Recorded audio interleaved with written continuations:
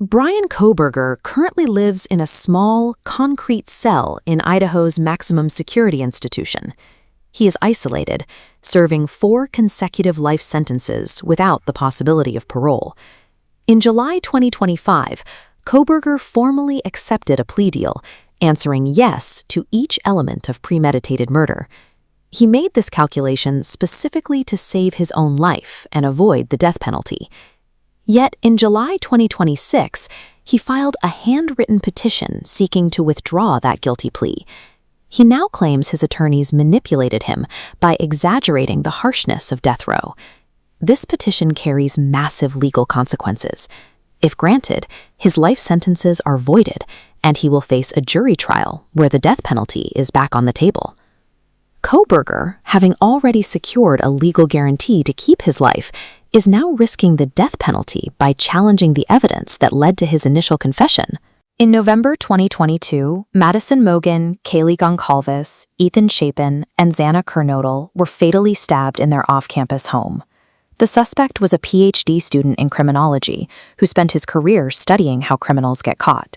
He believed he could commit a perfect crime, but he left behind a highly visible trail. Surveillance cameras captured a white 2015 Hyundai Elantra repeatedly circling the victim's neighborhood on the morning of the attack. Police quickly traced that vehicle back to him. Cell phone data provided another link. Location records showed his device pinging near the victim's house 12 times prior to the murders. During the attack, his phone was intentionally disconnected, only to reappear as he drove away. The combination of a visible getaway vehicle and a meticulously mapped digital footprint trapped the supposed criminal expert in a geographic snare. Investigators also found a tan leather knife sheath at the scene, left directly under one of the victims. Forensic testing found a single male DNA profile on the button of that sheath. To confirm the match, agents conducted a nighttime trash pull at Kohberger's parents' house in Pennsylvania. The lab identified a 99.9998% DNA profile match between the trash and the knife sheath.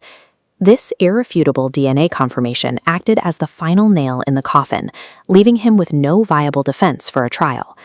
Kohberger accepted a life sentence in 2025 as a direct response to the evidence. Facing the weight of his car, his phone records, and his DNA, a trial would have almost certainly resulted in a death sentence. His 2026 petition ignores these facts, instead making claims of hidden exculpatory evidence and a fabricated narrative by his own defense team.